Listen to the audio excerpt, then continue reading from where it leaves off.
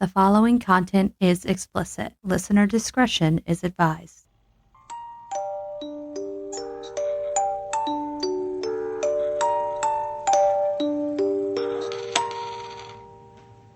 And welcome to the Red Rum Podcasters. I'm Kristen. And I'm Natasha. And this is where we talk about the spooky, the kooky, and the true crimey. Yeah, getting it done. So, Natasha, how are you today? Better. Yeah? Yeah. Last week I was a little sick, but I'm feeling better. Well, that's good. Yeah. So, staying busy per the norm. We got football, we got fishing, we got all kinds of stuff going on. All the summer things. Oh, yeah. I hate summer. Yeah, we're getting ready to take the girls to the zoo. Ooh. Yeah, and it'll be both girls' first zoo trip. Dude, let me tell you, you want a rockin' ass zoo, go to the St. Louis Zoo. I'm not driving that far. Oh, but it's so awesome. Or if you're thinking about aquariums, there's one down in Gatlinburg or Pigeon Forge. Yeah, I've been to that one. Ripley's Aquarium. It was phenomenal. We had a blast. Oh, I know. It was so much fun.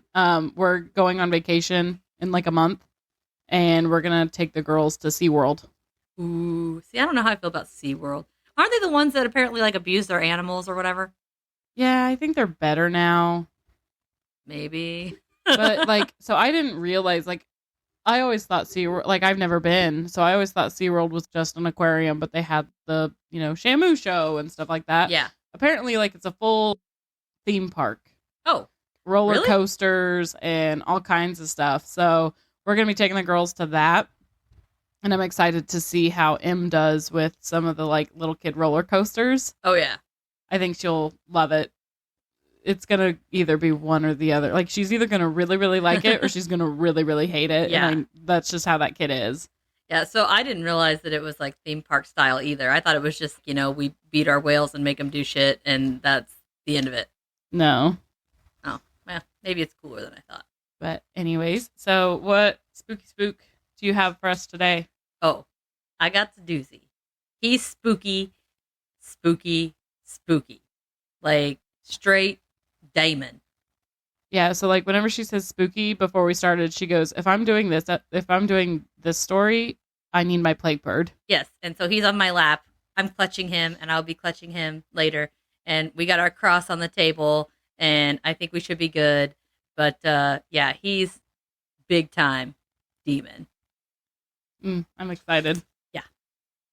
What do you got? I have a missing girl. Dude, you keep picking these like open-ended where they don't have any like ending. I'm sorry. You're killing me here. Hopefully I'm doing some research on one right now, and it should have a pretty good ending. Yeah, we want one of these assholes to get with get what's coming to them. Yeah. So Ready? You ready? I'm ready. Okay, so this is the story of Linda Smith from Pocatello, Idaho. Well, that's an interesting name. So in 1981, 14-year-old Linda Smith went missing, and police assumed Linda ran away, but her brother had a different story. Her brother Ben, who was 9 at the time, woke up around 2 a.m. to see his sister being dragged out of the house. He said that a man had his arms wrapped around her. He also said that he ran to the back of the house to stop the man, but the man threatened him to get away or he would be hurt. The man forced Linda into a van with flames painted on the side. Oh, wow. What a winner. I know. It was the 80s. Oh. So this was the last time Ben saw his sister alive. So the reason police thought she had run away is because she had run away before, and when Ben was retelling his story to the police, he had to do it multiple times to add details that he forgot. I mean, the kid's 9. And he's traumatized. Yeah. I mean, he's not going to get it right the first time. He's probably scared to death. I know. So the police took this as that he was trying to cover up for his sister running away. Jeez. Police these days. So Those days. Linda's clothes were found in a ditch a week later by a city employee. However, the police still didn't believe that she had been kidnapped. She just decided to leave her clothes hanging out when she ran away. Where the fuck is she going if she's naked? Yeah, Well, I guess she might have had a change of clothes, but still. I don't know. So 11 months later, Linda's remains were found in a different neighborhood in Pocatello. So this neighborhood was like an affluent neighborhood. So like Ritzy? Yeah. Yeah. So police then had to finally admit that Ben and the family were right, and her cause of death was never determined because at that point she was bones. After 11 months? I thought it took longer than that to be just bones. So when she had been like buried, and from the article that I read, it said that it said they discovered her remains, but at that point, like, it was bones. So it probably was a shallow, and things probably ate her. But I will say kudos to that little boy. Like, that is brave. Yeah. So, a lot of people are going to be like, well, how did the man get in the house and everything like that? So they were raised by their mother, who was a single mother. Mm-hmm. And so money was tight, and it was, like I said, it was the 80s and everything. So their mom was like working and things, and they didn't typically lock their doors. Ugh. Rookie mistake. Because, they were thinking, we live in a small town, like, Yeah. The same mistake so many other people make. Yeah. So in June of 2007, they are now accepting the mistakes that they had made, and they've reopened the case. Well, that's a little late, but good. She was also one of 4 girls killed in the Pocatello area between 1978 and 1983, and all of those cases are unsolved. Wow, there might be a connection. They haven't specifically said that yet, but it's been a thought. I'm no cop, but I have common sense. So also, they did have a suspect in the case, and they went as far as having Ben try to pick him out of a lineup, and he did. Wait, what? The little boy picked him out of a lineup. Now as a grown man. And that's as far as we got? Yeah. Well, that's frustrating. Yeah. So I wonder if all 4 of those girls were found in the same vicinity. You know what I mean? Because usually if it's like a serial, they usually dump them around the same area. Yeah. So from the article, it doesn't say where they were dumped. It just says that they all went missing from the Pocatello area. But they also didn't say that they had been found, period. I wonder if they would go back and look in the area that they found her, and maybe they would find other remains. So they didn't say that they had found them, but it did say that these 4 women had been killed. So I'm assuming that they would have found them to say that they are dead. No cause of death was determined either. Yeah. I wonder if that's the case for all of them. Probably. When they say no cause of death, sometimes I think, so usually if people have been shot or killed or like stabbed, yeah, you see like marks in the bones. Yeah. But if they were strangled, you would still see it in the bones because the hyoid bone. Yeah. Unless the hyoid bone was missing because some animal ran off with it. Yeah, that could be true too. I hate doing cases like this too because I sit here and speculate as well. Yeah. And it's really hard when there's not a ton of information out there about them either. Yeah. That's just, I'm like 14 years old. They found her clothes. She probably wasn't alive very long. No. I would assume. My thing is a man comes in and is dragging my daughter, kicking and screaming, out the door. That would probably wake me up. Unless mom wasn't home. I'm not sure if mom was home or not. It doesn't state that. Because, like I said, they were on welfare. She was working as hard as she could to make ends meet for her family. But at the same time, Ben never said she was screaming. So whenever he says arms wrapped around her, a 14-year-old girl being drugged out of the house and not screaming? Okay. Now think about this. Well, unless he had his hand over her mouth or something. Hand over her mouth, or he goes into her bedroom and says, if you make a noise, I kill everybody in the house. But then she probably would have been a little more compliant walking out of the house with him and not being drugged out of the house with him. I would assume. Doesn't mean she can't put up a fight. Just can't make a noise. I guess. I still just can't believe the balls on this little boy. To go up and try to fight like, a grown-ass went up man. to him, yeah. Yeah. To protect his sister? Like, what a badass. Yeah. Like, I want that to be my brother. No offense, David. It's okay. We love David. We do, but I don't think he would chase somebody dragging me out of the house. He wouldn't even know what was happening. No. But, well, that was interesting. I wish we had more information, but, I hate it when it's open-ended and, there's no closure. You don't really know what happened. It's just, I can't, it's so frustrating. Yeah. I honestly hate doing missing persons cases, but they're the ones with the most details too, because they're still trying to find these people. So they're trying to get the word out. And so they've got a little bit more detail. And like I was telling you earlier, I'm not to the point where I don't want to make it an hour long just on my story to begin with. Yeah.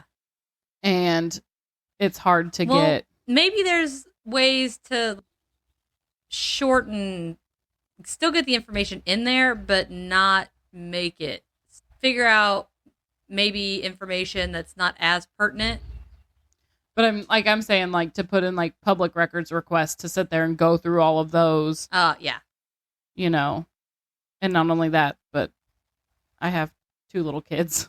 I don't really have the time yet, but I would love to get to a point where I could. Yeah, sign up for our Patreon. Yeah. So we can both podcast full time. That'd be fantastic. That would still scare me though. People can drop out of Patreon real quick. That's true. Well, there's always flipping burgers. Yeah. But like I said, I don't like doing these episodes. I don't like the open-ended. But yeah, it's also partially just kind of getting the word out there as well. Yeah. Especially somebody might know something. Yeah. And you never know who might stumble across it by accident and be like, oh, actually, I do have information on it. And it's been forever. I didn't think about it, but I should probably bring it up. Yeah. So.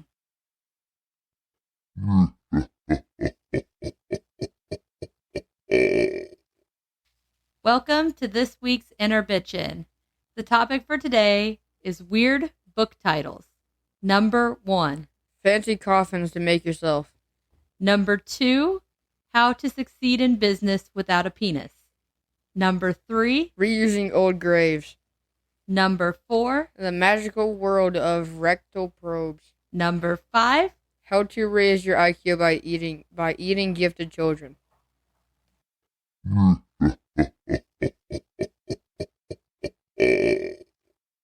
And welcome back from the Inner Bitchin'.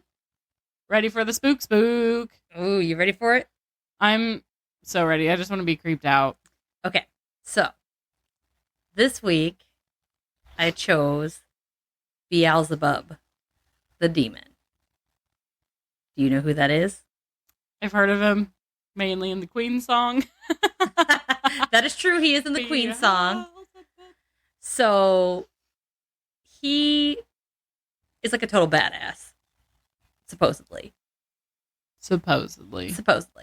They say, you'll notice in my story, I do not call him by his name all the time. Because you're scared of him? Because supposedly the more you say his name, the more power he has. Well, then Queen has given him all the power in the world. Yeah. Well, I don't want to contribute. I don't want to point any of that power over here. So I think there's only once or twice, maybe, that I actually say his name. Usually I just refer to him by his initial. You should just refer to him as B. No. He who shall not be named. Oh, but that's too many words. Way too many words. A Harry Potter reference. I know what it is. Mm-hmm. I'm not horrible. The V's name. But I See, I got it. All right. So the topic for today resides in the fiery furnace of hell itself. I will try to be careful because, as I mentioned earlier, mentioning his name supposedly grants him power. That being said, we are dealing with a demon with multiple names. He goes by Beelzebub, Beelzebul, and Beelzebub. I can't really pronounce that last one. I'm going to come down to where you sit at work and just say it like Oh, 47 God. times and then walk away. No, don't do that. But there's a lot of people who say that he is actually Satan himself. I've heard that. His name is commonly translated to the Lord of the Flies, which he was deemed since he has the ability to fly. He's a demon. I mean, I'm not surprised he can fly. So he's the Lord of the Flies. Whenever you say the Lord of the Flies. I know the book and murderous children. I am aware. No, that's Oh. not where I go. I Oh. think of like the little like house flies.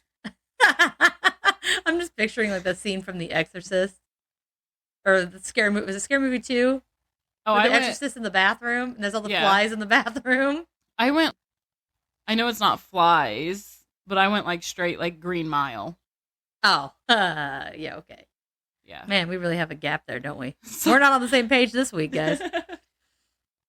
So Jewish scholars have interpreted his name to mean pile of excrement.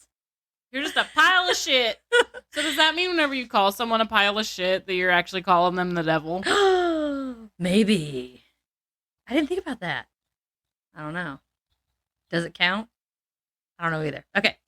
Another name he goes by is Baal, I think. Is how you pronounce that?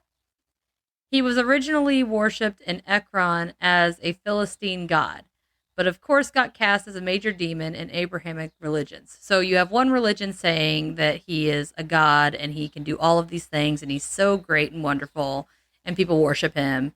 And then Abrahamic religion comes in and says, we can't have anybody else be a god besides our God, so we're going to make him this really bad demon. I feel like that was really judgmental, and I probably should not have. I didn't mean to be judgy. I'm just pointing it out. It is said that B manifests as either an enormous fly or monstrous being that is extremely tall, sitting on a great throne. Some say that he has a very swollen chest and face, monster nostrils, a set of horns, bat-like wings, duck feet, a tail of a lion, and is covered with thick black hair. That sounds like a treat. Ugly as fuck. Yeah. I mean, he sounds pretty gnarly. Minus the duck feet. I probably would look and be like, what the fuck is that? Like, here's this big monster in front of me, and I'm going, your feet, though. You know what I imagine? Have you seen the video of the little duck running around on the hardwood floor? Yes. It's like, clap, clap, clap, clap, clap. I just think of him trying to run and punish other people, and you just hear. I'm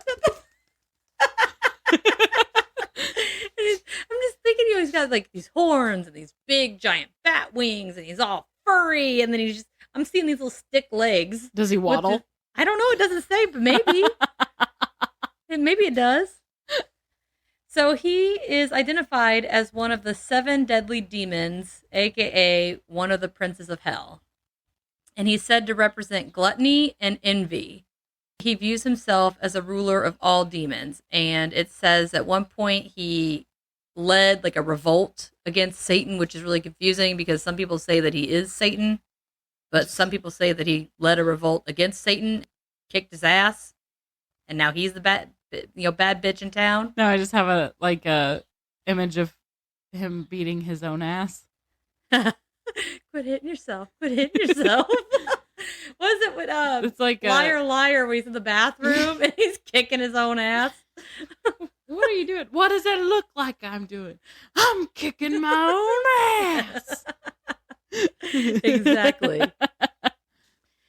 Oh my goodness. So this next one is really hard to pronounce. So in Ugaritic text, B is depicted expelling flies that are the cause of someone's sickness. So that's another reason to get this Lord of the Flies. The Green Mile. Yeah, you release the flies make the person sick, and the person dies. So we've got that. Because John Coffey sucks the nastiness out, and then Ugh. the flies come out of his mouth, and then like bait. Yes. But whenever the bad man grabbed him, he put the flies in him. Yeah. So it makes sense. It might be somewhat based on that. The 17th century exorcist Sebastian, oh my goodness, Michaelis, claimed that B was 1/3 of an unholy trinity consisting also of Lucifer and Leviathan. And all I'm thinking of is supernatural. That's me too. The Pharisees were also known to toss around accusations that Jesus himself was using B's demonic powers to heal people, which I'm not sure how I feel about that. Yeah. I think that's kind of a weird, I think it's a stretch. yeah, big stretch. There are also many occasions in which B is said to be part of a demon posse occurring in exorcisms. So there's tons and tons and tons of exorcisms that he makes an appearance in to say that he's one of the demons possessing said person. Yeah, I've seen that before. That's mainly where I've like heard the name. Yeah. It was said that he was the culprit in Nicole Aubry case in France in 1566. The bewitchment of nuns in Loudun possessions. Oh my God, I should have picked a different thing with different words. And the Aix-en-Provence possession in France in the 16th and 17th centuries. One of the most famous cases that he was named in was the one of Anna Eklund in the early 20th century here in the U.S. So maybe we need to do an episode on that specifically. It is said that he possessed her. This is going to get fucked up. It is child related and it is fucking wrong. Okay, just disclaimer. All right. So it is said that he possessed her at the behest of her father for not willingly participating in an incestual relationship. What a piece of shit. So this poor little girl refused to have sex with her father. He got mad and called on B to possess her as punishment. Wouldn't that just be like punishment for himself? I don't think so. I mean, I don't want to possess child in my house. Well, I guess if you just strap him to the bed and unless they were like buddies and he was like, yeah, don't I don't know. fuck with me, but fuck with her. But yeah, so he's a bad mamma jamma. So he's going around, he's possessing people left and right. He's apparently overthrowing hell. He's leading all the other demons. In a waddle. He was a big hotshot angel, and then he was under Michael or something. And he got cast out just like Lucifer did. Yeah. And that's when he became this total badass in the depths of hell. And these other places, were, oh my goodness, totally drew a blank on the word I was looking for, worshiping him and treating him like he was a god, knowing damn well that he was not. So that is Beelzebub. Interesting. I don't think I missed anything. All I can hear is duck feet. I know, there's duck feet. I don't know if they can hear that, but yeah, I'm just... quite accurate. You could hear it. But yeah, I'm just thinking he shares a very similar storyline to the old Satan. Yeah. Like, very similar. So, I know that there's a lot of people that say that he's one and the same, but then there's other people that specifically identify him as a separate entity all in itself, and like in the one where he was considered to be this unholy trinity, and one of the other parties was Lucifer. Yeah. And how come you can say Satan as many times as you want, and supposedly that doesn't do shit, but you say this guy's name, and it's like spinach to Popeye or something. Like, what's up with that? I don't know. I don't know, but I'm glad I got Plagueburg with me. He's making me feel a little more secure.